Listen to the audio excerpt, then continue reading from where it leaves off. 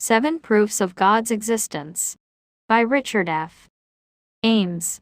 Is your faith based on evidence, or is it blind faith?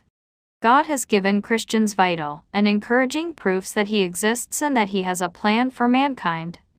Is it rational to believe in God? Is your faith blind faith, or is it something more? Millions around the world believe that there is no God.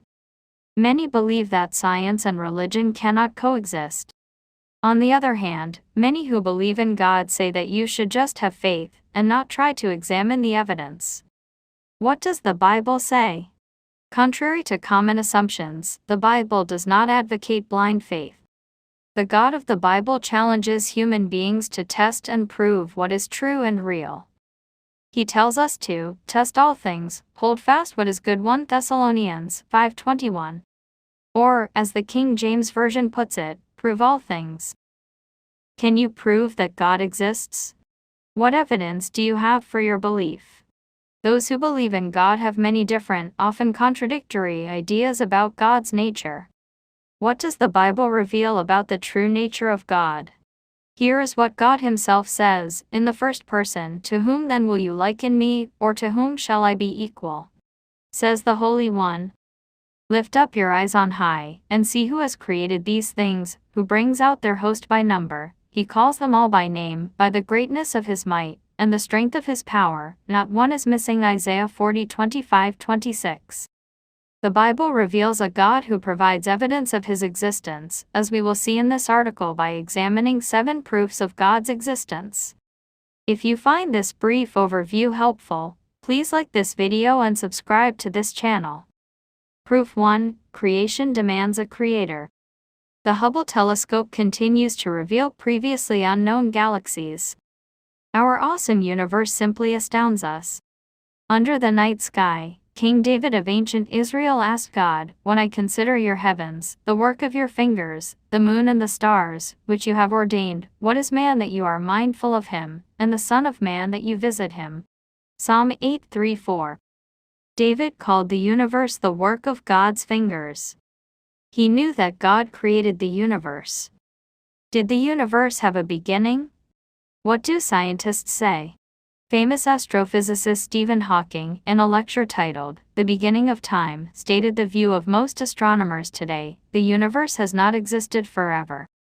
Rather, the universe, and time itself, had a beginning in the Big Bang, about 15 billion years ago. As Drive. Jeffrey Fall wrote, "Science now confirms that there has been no past eternity of matter." Amazingly, science is finally catching up in understanding with the Bible concerning the origin of the universe. The Origin of the Universe, Tomorrow's World, January-February 2003, page 28. Science agrees with the Bible that the universe has not always existed. But how, then, did the universe arise? Did it come from nothing? If so, how? Can science give us an answer? Sir John Maddox, author of What Remains to be Discovered, wrote a Time magazine article titled "A Theory of Everything." He observed, only 70 years ago, the universe was found to be expanding, but now there is a model of how it began, the Big Bang. At the beginning, it is said, there was literally nothing, the void, Genesis, not even space. Then there came into being a tiny speck of superheated space that contained enough energy to create all the stars and galaxies that fill the sky, with enough left over to drive the expansion of the universe ever since. There are also serious philosophical problems created by the Big Bang, which can be described but not explained. Worse, nobody has been able to reconcile quantum physics with the other great triumph of 20th century physics, Einstein's theory of gravitation. Until that is done, the true nature of our universe will remain beyond our knowledge. Maddox's candor is admirable. He recognizes that scientific truth is valuable, but limited. Science can describe the how of nature to a certain extent. But it cannot answer the deeper philosophical questions, such as why the universe? And what is the purpose of human beings? The Bible does answer those questions. Science can demonstrate that the universe began, but by itself it cannot reveal what, or who, caused that beginning. Here, the Bible agrees with science, but adds a vital dimension to our understanding of the created universe. By faith we understand that the worlds were framed by the Word of God, so that the things which are seen were not made of things which are visible. Hebrews 11:3. Proof 2. Life demands a life giver. Scientists have tried in vain to create life from non-life, or even from soups of laboratory chemicals. They have utterly failed. The law of biogenesis states that life can only come from life. Astrophysicist Hugh Ross comments on these failed attempts. Even under highly favorable conditions of a laboratory, these soups have failed to produce anything remotely resembling life. One problem is that they produce only a random distribution of left and right-handed prebiotic molecules. Life chemistry demands that all the molecules be either right or left-handed. With all our learning and technology, we cannot even come close to bringing life together in the lab. Even though science has never, not even once, created life from non-life, some scientists are so determined to reject the idea of a creator God that they put aside their own scientific objectivity and stake their belief on what science has shown to be impossible. The scientific method requires observation, experimentation, and human reasoning. No physical experiment can prove God in a scientific sense. Science can only produce experimental results that are either consistent or inconsistent with the hypothesis of a creator God. Yet what happens when scientists encounter facts that are consistent with a creator? Many will dogmatically declare that there cannot be a God, ironically making a religion out of their unscientific atheism. Notice this quote by Nobel Prize-winning scientist George Wald: "The reasonable view was to believe in spontaneous generation, the only alternative, to believe in a single, primary act of supernatural creation. There is no third position." One has only to contemplate the magnitude of this task to concede that the spontaneous generation of a living organism is impossible. Yet here we are as a result, I believe, of spontaneous generation. Amazing. A Nobel Prize-winning scientist calls it impossible yet believes it to be true. We must not be deceived by scientific theorizing that has no basis in reality. Wald's phrase spontaneous generation may sound impressive, but however erudite such a phrase may sound, it is not scientific truth, and does not agree with true science and the real world. As true science recognizes, life can only come from life. The Bible explains that life originally came from the life giver, and the Lord God formed man of the dust of the ground, and breathed into his nostrils the breath of life, and man became a living being. Genesis 2:7. Or, as the KJV has it, man became a living soul. God gave physical life to human beings and many other life forms. God is also the giver of spiritual life, as tomorrow's world editor-in-chief Roderick C. Meredith explains in his article Your Incredible Future on page 4 of this magazine. Proof 3. Laws demand a lawgiver. Science has discovered that our physical universe appeared from nothing. But how did this happen? Science cannot explain the origin of the universe, but there must be an answer. Contrary to what some believe, the Bible's simple answer is consistent with true science. In the beginning God created the heavens and the earth. Genesis 1:1. Notice that the Bible does not tell us when this original creation occurred, only that there was a beginning of time, and a beginning of the universe. Science and the Bible agree that the universe began, and that it immediately operated according to predictable natural laws. When the universe came into existence, all the laws of physics and chemistry were intact, they did not evolve. Patrick Glynn, in his book God, The Evidence, writes that everything had to be just right from the very start, everything from the values of fundamental forces like electromagnetism and gravity to the relative masses of the various subatomic particles, to things like the number of neutrino types at time 1 second, which the universe has to know already at 10 to 43 second. The slightest tinkering with a single one of scores of basic values and relationships in nature would have resulted in a universe very different from the one we inhabit, say, one with no stars like our sun, or no stars, period. Far from being accidental, life appeared to be the goal, toward which the entire universe from the very first moment of its existence had been orchestrated, fine-tuned. Science has found no reason for the many laws of physics and chemistry, and for the many precise values and relationships to have come into existence exactly as they are. From a mathematical point of view, the odds against our universe having just the right laws to sustain life are astronomical. Remember, these laws were in existence at the first moment of creation. Scientists recognized that they had to be. As Hawking acknowledged in The Nature of Space and Time, the only way to have scientific theory is if the laws of physics hold everywhere, including at the beginning of the universe. Is it reasonable, then, to assume that these laws came about from nothing, from random chance? Absolutely not. The existence of such marvelous and predictable laws in nature points to a master intelligence and lawgiver. Add to that evidence the existence of unseen spiritual laws, and you double the evidence of a great lawgiver. What is the origin of these natural laws that permeate our universe? As your Bible reveals, there is one lawgiver, who is able to save and to destroy. James 4:12. Yes, the Creator God is the lawgiver, both of natural law and spiritual law. The Lord is our lawgiver. Isaiah 33:22. Have some scientists recognized the significant evidence of intelligence behind the natural laws of our universe? Yes.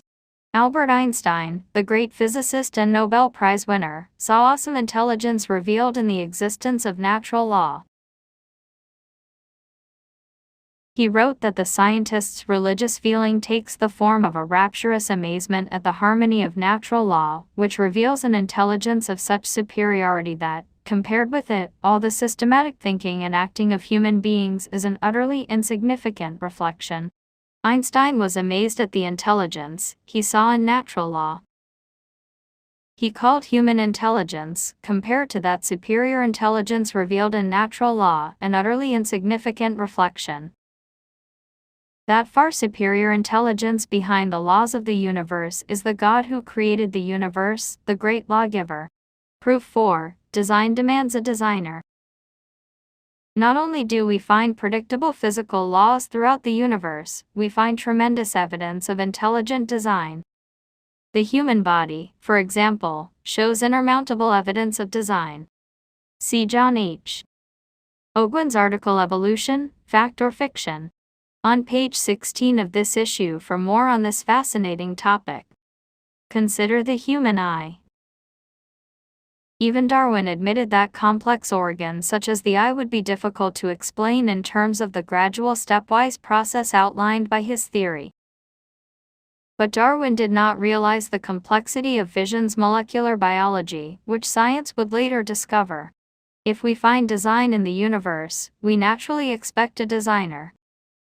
Significantly, then, we may ask, was the universe designed for a purpose? As Patrick Glynn notes in his book, God, the Evidence, the most basic explanation for the universe is that it seems to be a process orchestrated to achieve the end or goal of creating human beings. Glynn, page 32. Glynn states further, from the scientist's viewpoint, the fact that the universe looks as though it had a definite beginning might be upsetting enough. But what appears to drive cosmologists nearly to distraction is the anthropic principle that the Earth and the universe were created for mankind. What is the alternative? Some scientists, like zoologist Richard Dawkins, espouse the idea that human beings are merely animals with no purpose in a purposeless universe. As he put it, the universe we observe has no design, no purpose, no evil and no good, nothing but pointless indifference. We are machines for propagating DNA. It is every living object's sole reason for living. Certainly one may ignore evidence of design behind the laws that govern the universe, and behind the universe itself.